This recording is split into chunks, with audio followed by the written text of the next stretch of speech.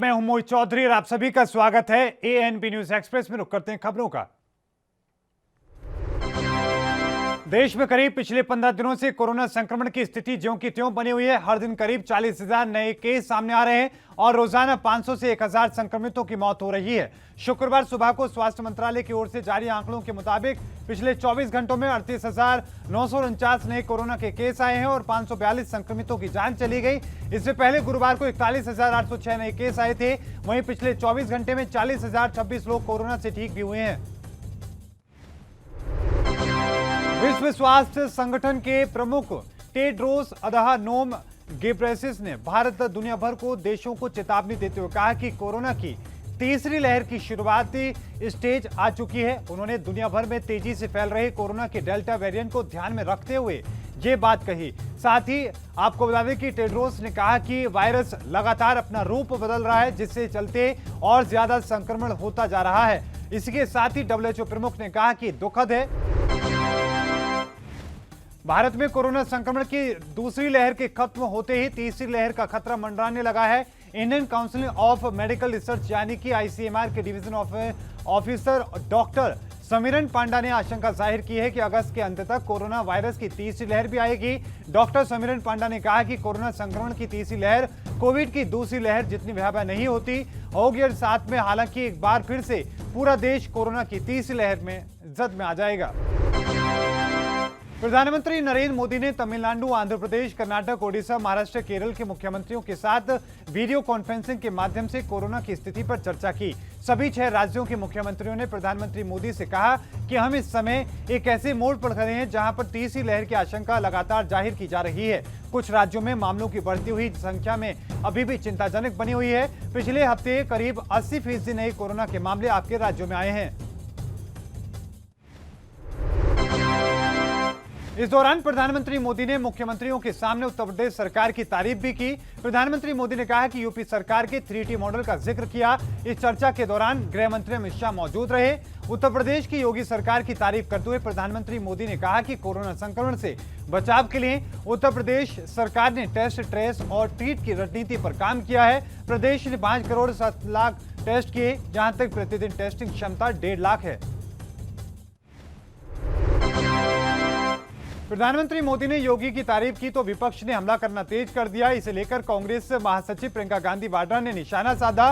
प्रियंका गांधी ने ट्विटर पर लिखा कि मोदी जी के सर्टिफिकेट से उत्तर प्रदेश में कोरोना की दूसरी लहर के दौरान योगी सरकार की आक्रामक क्रूरता, लापरवाही और अव्यवस्था की सच्चाई छिप नहीं सकती। लोगों ने अपार पीड़ा, बेबसी का सामना अकेले किया है। इस सच्चाई को मोदी जी को, योगी जी को भूल सकते हैं, लेकिन कोरोना का दर्द सहने वाले लोग नहीं भूलेंगे। उत्तर प्रदेश विधानसभा चुनाव से पहले कांग्रेस पार्टी के संगठन में जान फूंकने के लिए महासचिव प्रियंका गांधी वाड्रा लखनऊ पहुंची। प्रियंका गांधी यहां 3 दिनों तक रहेंगी और चुनावी रणनीति पर मंथन करेंगी। प्रियंका गांधी वाड्रा ने महात्मा गांधी की प्रतिमा पर पुष्प अर्पित करके वहां पर गांधी प्रतिमा के पास उत्तर प्रदेश में पंचायत चुनाव में हुई हिंसा और प्रदेश में जंगल राज और भय के माहौल के खिलाफ वो कुछ देर तक मौन बैठी रही। उन्होंने यूपी पुलिस को लिखकर जवाब भी दिया। कांग्रेस नेता राहुल गांधी ने पार्टी छोड़कर जाने वाले नेताओं पर निशाना साधा। उन्होंने कहा कि डरने वाले बीजेपी में जाएंगे। बीजेपी डर दिखाकर अपने साथ करती है। जो निडर लोग हैं वो हमारे साथ हैं। सोशल मीडिया कार्यकर्ताओं की वर्चुअल बैठक में कांग्रेस के पूर्व अध्यक्ष राहुल गांधी ने कहा कि डरने वाले लोग बीजेपी में जाएंगे। बीजेपी डर दिखाकर अपने साथ करती है। राहुल ने एक बार फिर से ज्योतिरादित्य सिंधिया पर कहा कि ज्योतिरादित्य सिंधिया जी डर गए तो वो RSS के हो गए। उत्तर प्रदेश में 2022 में विधानसभा चुनाव होने हैं। इसे लेकर बीजेपी मिशन मोड में आ चुकी है। प्रधानमंत्री के वाराणसी के दौरे के बाद में बीजेपी के राष्ट्रीय अध्यक्ष JP नड्डा ने उत्तर प्रदेश की राज्य कार्यकारिणी को संबोधित किया, जहां उन्होंने विपक्ष पर निशाना साधते हुए कार्यकर्ताओं को चुनाव के लिए जुट जाने का संदेश भी दिया। उन्होंने कहा कि उत्तर प्रदेश कुछ साल पहले भ्रष्टाचार, जातिवाद, भाई भतीजावाद की जंजीरों में जकड़ा हुआ था, मगर बीते 4 सालों की बात की जाए तो प्रदेश अब इस महामारी से बाहर निकलकर प्रदेश की लीड करने वाला प्रदेश बन चुका है। उत्तर प्रदेश बीजेपी कार्य की समिति में मुख्यमंत्री योगी आदित्यनाथ ने कहा कि कोरोना कालखंड में जो अभूतपूर्व कार्य हम लोगों ने प्रधानमंत्री मोदी की अगुवाई में किया है, उनकी प्रशंसा पूरे विश्व में हो रही है। यही कारण था कि बीजेपी आम जनमानस की सेवा कर सकी है, उनकी जरूरतों को पूरा किया जा सका। सदी रणनीति के चलते दूसरी लहर पर नियंत्रण लगाने वाली सरकार के योगी के यूपी मॉडल की चर्चा अब देश संग विदेशों में हो रही है। एक दिन पहले बनारस में खुद प्रधानमंत्री नरेंद्र मोदी ने उनकी तारीफ की थी। संसद के मॉनसून सत्र से पहले राज्यसभा में सदन के नेता और केंद्रीय मंत्री पीयूष गोयल ने एनसीपी प्रमुख शरद पवार से मुलाकात की। बताया जा रहा है कि मोदी कैबिनेट में शामिल कुछ मंत्रियों ने शरद पवार से मिलने का समय मांगा था। इसके मद्देनजर उनकी और पीयूष गोयल की मुलाकात हुई है। बता दें कि शरद पवार आज ही दिल्ली आए हैं और उससे पहले उन्होंने मुख्यमंत्री उद्धव ठाकरे से मुलाकात की थी।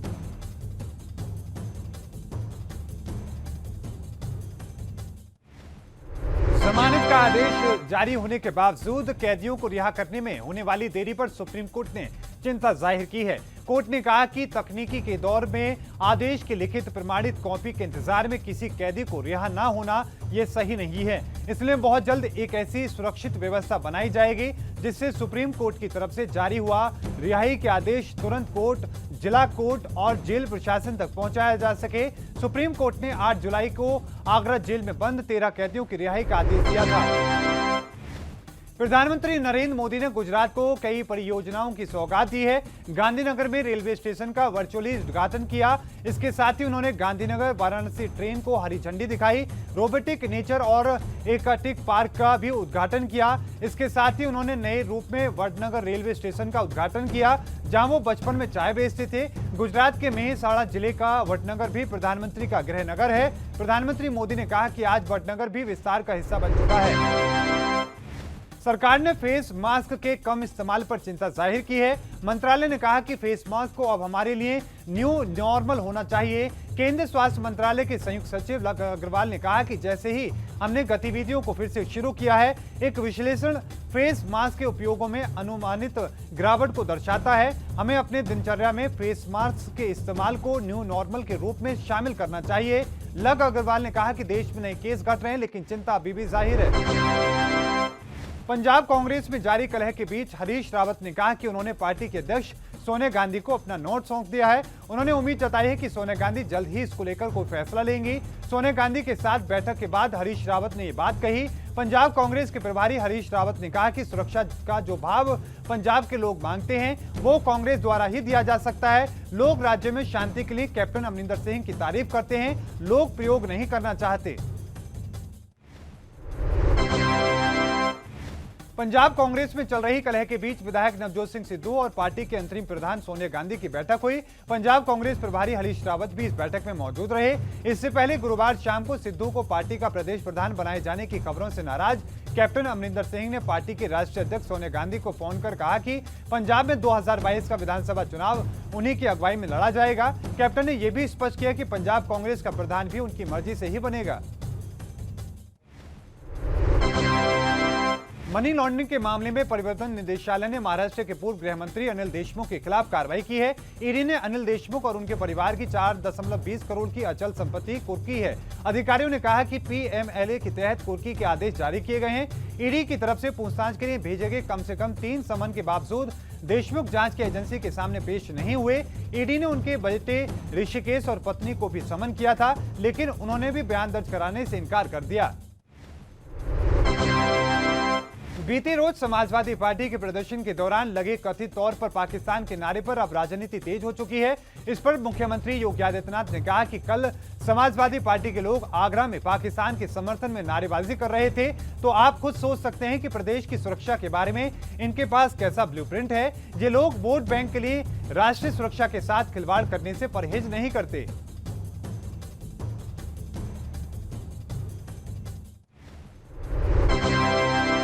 उत्तर प्रदेश दौरे पर पहुंचते ही प्रियंका गांधी ने योगी सरकार पर हमला किया है। प्रियंका गांधी ने कहा कि उत्तर प्रदेश में संविधान को नष्ट किया जा रहा है, लोकतंत्र का चीरहरण हो रहा है। मैं पूछना चाहती हूं कि यह कैसा विकास है कि जब कोरोना की दूसरी लहर थी तब आपने पंचायत चुनाव कराए, उस समय कितने लोग कोरोना से संक्रमित हुए। पंचायत चुनाव का परिणाम उस तरीके से आपके पक्ष में नहीं आया, तो अब आप जिला पंचायत अध्यक्ष और ब्लॉक प्रमुख के चुनावों में आपने हिंसा करवा दी। हरियाणा के गृह मंत्री अनिल विज ने अंबाला में एक परियोजना स्थल का दौरा किया, जहां अंबाला दिल्ली राष्ट्रीय राजमार्ग पर 1857 के स्वतंत्रता संग्राम से संबंधित स्मारक बनाया जा रहा है। इस दौरान अनिल विज ने कहा कि वैसे तो इतिहास में यही अंकित है कि आजादी की लड़ाई मेरठ में शुरू हुई थी, लेकिन हरियाणा के कुछ इतिहासकारों ने इसकी खोज की है। उनके दस्तावेज भी उपलब्ध हैं कि मेरठ से 10 घंटे पहले हरियाणा में इसकी शुरुआत हो गई थी। देश में कोरोना पर मौजूदा हालात पर स्वास्थ्य मंत्रालय ने जानकारी साझा की है। संयुक्त सचिव लव अग्रवाल ने कहा कि 4 मई से हफ्ते में ऐसे 531 जिले थे जहां पर रोज 100 से ज्यादा नए मामले सामने आ रहे थे। अब ऐसे सिर्फ 73 जिले रह गए हैं। 10 मई के समय में देश में 37 लाख के करीब सक्रिय मामले थे। अब सक्रिय मामलों की संख्या लगभग 4,30,000 है। रिकवरी रेट 12 मई को 83% था, जो अब 97.3% हो चुका है। हम रोजाना लगभग 18 लाख टेस्ट कर रहे हैं। जल संकट को लेकर दिल्ली और हरियाणा सरकार में छिड़ी जंग के बीच यमुना अपने पुराने स्वरूप में वापस लौट आई है। यमुना नदी में एक बार फिर से पानी भर गया है। हरियाणा सरकार के द्वारा छोड़ा गया पानी दिल्ली आ चुका है। अब दिल्ली में पानी की किल्लत दूर होगी। दिल्ली जल बोर्ड के उपाध्यक्ष राघव चड्ढा ने कहा कि आखिरकार दिल्ली वासियों का संघर्ष रंग लाया। दिल्ली सरकार के सुप्रीम कोर्ट का दरवाजा खटखटाने के बाद हरियाणा सरकार ने यमुना में 16,000 क्यूसेक पानी छोड़ा है। राष्ट्रीय स्वयंसेवक संघ के नेता और मुस्लिम राष्ट्रीय मंच के संरक्षक इंद्रेश कुमार ने पाकिस्तान के प्रधानमंत्री इमरान खान को आड़े हाथों लिया है। इंद्रेश कुमार ने कहा कि इमरान के बयान से यह साफ है कि पाकिस्तान तालिबानी मानसिकता वाला देश था और बना रहेगा। इंद्रेश कुमार ने कहा कि इमरान खान का बयान इस बात का प्रतीक है कि पाकिस्तान अपने जन्म से ही जहर से भरे हुए हुक्मरानों का देश है। पाकिस्तान की जनता शांति से रहना चाहती है, लेकिन पाकिस्तान के हुक्मरान तो अपने ही मुल्क के दुश्मन हैं। कांग्रेस के वरिष्ठ नेता और राजस्थान के पूर्व उप मुख्यमंत्री सचिन पायलट देहरादून पहुंचे। कांग्रेस के वरिष्ठ नेताओं से मुलाकात के बाद सचिन पायलट ने प्रेस कॉन्फ्रेंस की। इसके माध्यम से केंद्र सरकार पर जमकर हमला किया। बोला कि पायलट ने कहा कि केंद्र सरकार के खिलाफ महंगाई को मुद्दा बनाकर मोदी सरकार पर कई आरोप लगाए। पायलट ने कहा कि केंद्र की सरकार भाषण देने में माहिर है, लेकिन महंगाई के नाम पर जनता को बिल्कुल भी राहत नहीं दे रही है। पश्चिम बंगाल विधानसभा में स्पीकर विमान बनर्जी के समक्ष मुकुल रॉय को बीजेपी विधायक के रूप में अयोग्य ठहराए जाने के मामले में पहली सुनवाई हुई। अगली सुनवाई 30 जुलाई को होनी है। इस मामले को लेकर बीजेपी कलकत्ता हाईकोर्ट जाएगी। बता दें कि इससे पहले पश्चिम बंगाल विधानसभा में नेता प्रतिपक्ष शुभेंदु अधिकारी ने विधायक मुकुल रॉय को लोक लेखा समिति का अध्यक्ष नियुक्त किए जाने को लेकर मंगलवार को राज्यपाल जगदीप धनखड़ से मुलाकात करके शिकायत की थी।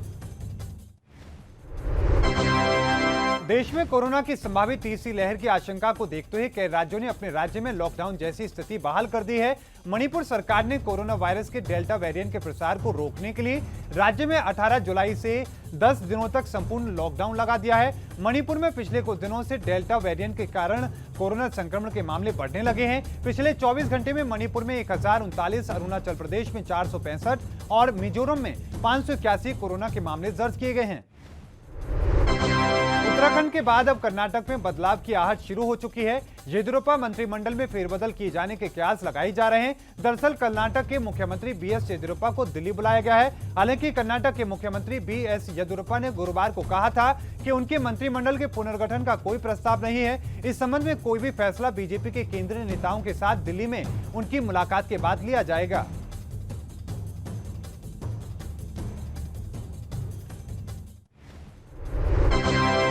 उत्तर प्रदेश में कांवड़ यात्रा को मंजूरी दिए जाने पर सुप्रीम कोर्ट ने सख्त टिप्पणी की है। कोर्ट ने कहा कि धार्मिक भावनाएं जीवन के अधिकार से बड़ी नहीं है। इस यात्रा के आयोजन से देश के सभी नागरिकों की स्वास्थ्य पर असर पड़ सकता है, इसलिए राज्य सरकार को खुद ही इस पर कोई विचार करना चाहिए। कोर्ट ने सुनवाई सोमवार 19 जुलाई के लिए टालते हुए यह भी कहा कि अगर राज्य सही निर्णय नहीं ले पाता है तो वो खुद आदेश जारी करेगा। बुधवार 14 जुलाई को सुप्रीम कोर्ट के जस्टिस रोहिंटन नरीमन और BR गवई की बेंच ने इस मामले पर स्वतः संज्ञान लिया था। देश में वैक्सीनेशन के 6 महीने पूरे हो चुके हैं। इन 6 महीनों में कुल 39,53,43,767 लोगों को वैक्सीन की डोज लगाई जा चुकी है। उत्तर प्रदेश में सबसे ज्यादा 3,95,20,085 लोगों का टीकाकरण किया गया, जबकि दूसरे नंबर पर 3,82,68,323 टीके लगाकर महाराष्ट्र दूसरे स्थान पर कायम है। बता दें कि भारत में कोरोना टीकाकरण की शुरुआत 16 जनवरी को की गई थी। केंद्र सरकार ने कोविड वैक्सीन खरीदने के लिए अब तक का सबसे बड़ा ऑर्डर दिया है। सरकार 14,505 करोड़ रुपए की 66 करोड़ वैक्सीन की डोज खरीदेगी। इसके तहत कोविशील्ड और कोवैक्सीन खरीदी जाएंगी। सरकार ने इस संबंध में सुप्रीम कोर्ट को आश्वस्त किया कि सभी के लिए अब पर्याप्त वैक्सीन की उपलब्धता सुनिश्चित की जाएगी। सरकार ने अदालत को दिए हलफनामे में अगस्त दिसंबर के बीच 135 करोड़ डोज उपलब्ध होने की बात कही थी। और इस बीच रुकेंगे एक छोटे से ब्रेक के लिए, बहुत जल्द हाजिर होते हैं।